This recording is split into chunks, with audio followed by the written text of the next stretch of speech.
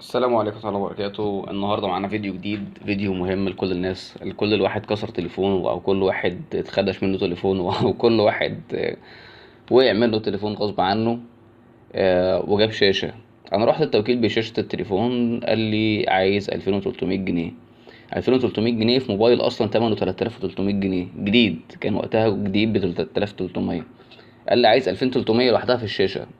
طب يعني انت بتديني اي منطق؟ هو اصلا على بعضه حاليا ما يعملش 1000 ونص 2000 جنيه، فانت طالب 2300 بناء على ايه؟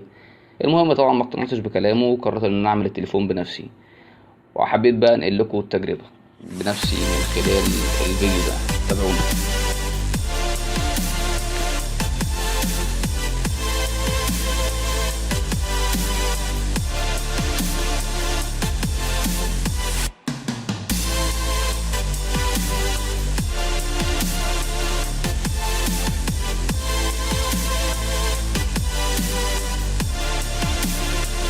الفكرة ان احنا هنستخدم ادوات موجودة عندنا في البيت. انت مش لازم تكون فني او مش لازم تكون محترف عشان تعمل اللي احنا هنعمله ده. بالعكس، الاستشوار اللي موجود في البيت، الاستشوار المنزلي ده موجود تقريبا في كل بيت. اي جفت او ملقاط واي سكينة ليها بوس حادة. الفكرة ان احنا هنسخن حواف التليفون عشان نطلع اللزق اللي هو بين الشاشة وبين البوردة نفسها، بس بحرص. الفكرة يكون في التسخين بحرص. التسخين بدل الهوت اير اللي هو موجود عند الفنيين اللي هم بتوع الموبايلات، احنا هنستخدم هنا الاستشوار. بدون الدخول في تفاصيل ملهاش لازمة، هنمسك الأول الاستشوار بتاعنا ونفك منه الراس اللي هي بتاعة الشعر دي، ونحط الراس اللي هي السبوت أكتر دي عشان توزع معانا التسخين. ونحاول نيجي على الحواف نفسها، على الحواف مش في نص الشاشة، على الحواف. نسخن الحواف كلها كويس جدا، نلف عليها كويس جدا، نسخنها كويس على قد ما نقدر عشان ما يحصلش أي مشكلة في الجهاز لا قدر الله تحت على البوردة. هو كده كده متدغدغ، مش هيحصل له حاجة، بس الفكرة فيما بعد، فيما تحته هو. نسخن كويس عشان ما نحرقش حتة، نحرق سماعة، يعني أي نتفادى الريش. وبعد كده نجيب أي سكينة اللي هي الحاجات اللي ليها مدبب، أي حاجة ليها سن مدبب كده زي السكينة اللي ليها بوز، ونحاول نخربش الحواف التليفون نفسها. هنخربش حواف التليفون، طبعا التليفون متكسر ومتدغدغ. هنخربش بس حوالين التليفون، نخربش كده كويس، بحيث بس ان اللزق بس يبدأ يظهر معانا. اللزق يبدأ يظهر، هنروح بعد كده داخلين وجايبين اي حاجه اي كارت، اي حاجه مرنه تاخد وتدي، ونروح جايين رافعين بيها، نحاول نرفع بيها الشاشه. طبعا انا مسرعين الفيديو هنا، بس العمليه التسخين خدت اكتر من 5 دقايق او 6 دقايق، او تقريبا 8 دقايق بالظبط، على ما سخنت التليفون كله. وتروح جاي بعد كده رافع الشاشه كويس. رفعنا الشاشه، هتيجي بقى تحت عند السوكت ده نفسه، السوكت اللي هو راكب عليه الفلاته. خد بالك من السوكت اللي راكب عليه الفلاته ده جدا، لان السوكت ده مهم. هتروح جاي باي جفت، واي بالظهر الجفت، ظهر الجفت، وتروح جاي فاكك ال فاكك اللي هي حته الغطا دي، وتروح جاي فاكك الرجول بالراحه بقى بحب ضوافرك، لو تعرف تجيبها بالجفت هاتها بالجفت، تعرف تجيبها بضوافرك هاتها بضوافرك. ماشي وتروح جاي رافعها بالراحه جدا، لانها راكبه على الرجول تحت. الرجول دي لو حصل فيها مشكله خلاص الدنيا طارت. ماشي. كده فكينا الشاشة ورفعنا الشاشة القديمة بكل نجاح وتمام التمام. هنحاول بقى ننضف بقى الشاشة كويس، ننضف مكان الشغل بتاعنا، ونروح جايين لازقين الشاشة التانية بنفس الطريقة اللي فاتت، ونروح جايين على نفس الرجول، ونروح جايين مدبسين في الرجول برضو، ونروح جايين منزلين التليفون، ونبدأ نشغل. بسم الله الرحمن الرحيم. الشاشة مبدئيا شغالة. طبعا الشاشة دي ممكن تكون أصلية وممكن تكون غير أصلية، بس اللي باعها لي قال لي إنها أصلية. هنعرف منين إنها أصلية وغير أصلية؟ من خلال اللي هنعمله في الفيديو دلوقتي. هنعمل دلوقتي كام تشيك كده بسيط، نعرف إن الشاشة دي كويسة مش كويسة، فيرست هاي كوبي مش فيرست هاي كوبي، الحاجات اللي هم بيلعبوا بيها علينا دي. ماشي، نستنى الموبايل يفتح.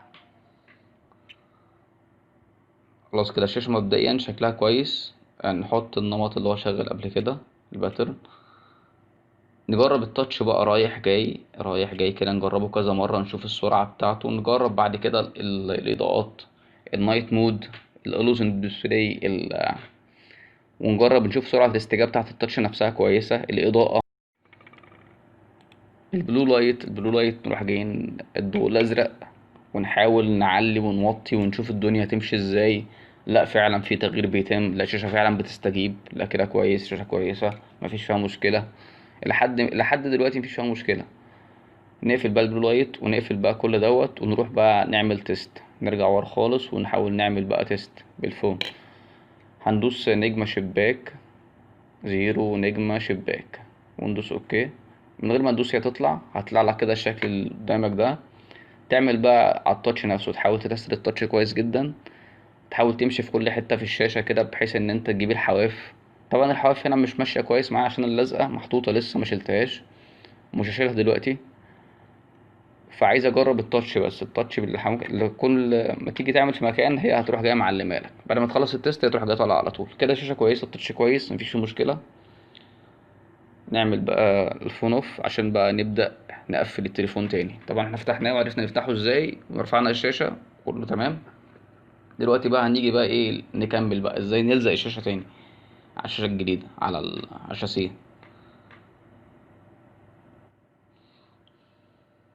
بتجيب اي ماده اسمها بي 7000 او تي 8000 على حسب بقى المواد اللي هي موجوده حاليا في السوق عند بتوع قطع الغيار، وتفك كل حاجه موجوده على الشاشه، وتخليك حريص جدا عشان ما تكسرش الفلاته اللي تحت الشاشه، عشان ممكن الفلاته اللي تحت الشاشه دي تتكسر، فلو اتكسرت هتجيب شاشه جديده. نفس الكلام برضه بتكلفه جديده. طبعا ايه تاخد بالك بس وانت شغال، وان شاء الله ما يحصلش مشاكل. خلصت شلت كل الاستيكرات اللي موجوده حواليها وكل الاستيكرات الموجوده تحت. ممكن ساعتها بقى تجيب الماده وتبدا ايه تلزق عليها، يعني تلزق كده حاجه زي الامير، زي ما بتلزق الامير كده. لو عندك اي حاجه قبل كده جربت تلزقها وانت ممكن تلزق بنفس الطريقه. تيجي تلزق الحواف على الحواف بس، ما تحطش في اي حاجه تحت على الحواف، خليك على الحواف. يعني لما تيجي تحط اي حاجه تحط اي حته من الماده هتلزق على الحواف. وتنضف كويس جدا وانت شغال، تنضف كويس جدا جدا قبل ما تشتغل، تنضف الكاميرات، تنضف الحساسات، مكان لو فيه تراب، لو فيه اي حاجه موجوده تنضفها كويس. وتبدأ تلزق الحواف بس، ترمي على الحواف، وتبقى طبعا بعيد عن البصمة وبعيد عن بعيد عن البصمة وبعيد عن أي حاجة تانية. تبدأ تملى الحواف كويس.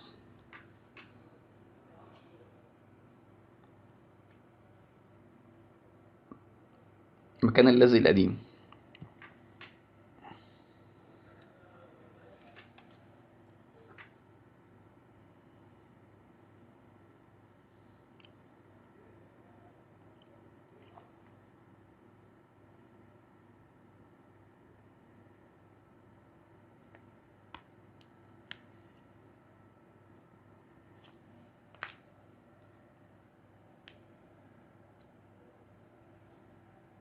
بعد ما بتخلص بتروح جاي قافل الغطا عشان المادة نفسها ما تبوظش، وتحاول تضغط كده على كل الأماكن، تضغط في كل الجوانب اللي انت مليت فيها. ماشي. وتجيب حوالي 2 أستيك 5 أستيك على حسب عدد الأستيك اللي موجودة عندك المتاح حاليا في البيت، وتروح جاي ايه عشان ما تتحركش بس، وتسيبها كده حوالي نص ساعة تنشف أو ساعة ساعتين. عايز تسيبها 3 ساعات، كل ما تسيبها اكتر كل ما يكون احسن. وتبدا تشغل بقى وتجرب اللي انت خربته بقى. لو انت بوظت حاجه بقى تبدا تجرب من جديد نفس التجربه اللي فاتت دي، نفس اللي احنا عاملينه من شويه ممكن تعمله تاني، عشان تضمن بس ان انت ما عملتش اي حاجه غلط قبل الماده ما تنشف جوه. مغطي حساس، مغطي سنسور، مغطي سماعه، مغطي اي حاجه، كل ده الكلام ده اللي هتجربه بعد كده.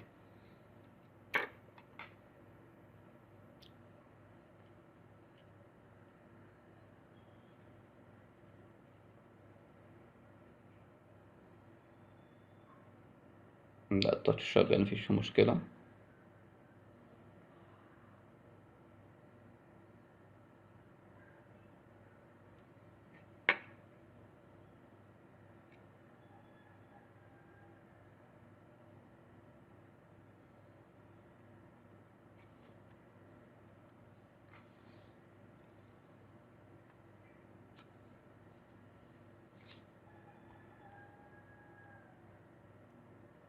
وتضغط على الحواف كويس جدا. ولو في اي حاجه طبعا متغطيه على الشاشه، حاجه بين البصمه، حاجه تحاول تطلعها. لو في اي ماده زياده من اللزق دوت تروح جاي مطلعه. حاول تطلعه كده بضوافرك كده، خربشه خربشه بسيطه هيطلع معاك على طول. بس ده الفيديو بتاعنا ودي فكرته النهارده. بدل ما تدفع 2300 عملناه بحوالي 600 جنيه بس. التكلفه الاجماليه يعني بتاعت الحاجات دي كلها حوالي 600 جنيه، ولا 2300 زي التوكيل ما بيقول، ولا 1500 زي ما بعض الفنيين قالوا لي، يعني اللي هم رحت لهم وسبت التليفون عندهم حوالي 3 4 ايام وما اتعملش. فخلاص ربنا شاء اللي انا اعمله بايدي وخلاص خلصت. بس بشكرك شكرا جزيلا. ما تنساش اللايك والسبسكرايب للقناه ولايك للفيديو عشان يوصل لاكبر عدد من الناس اللي محتاجه الفيديو. شير الفيديو مع اصحابك، الناس اللي دفعت فيه فلوس كتير. والسلام عليكم.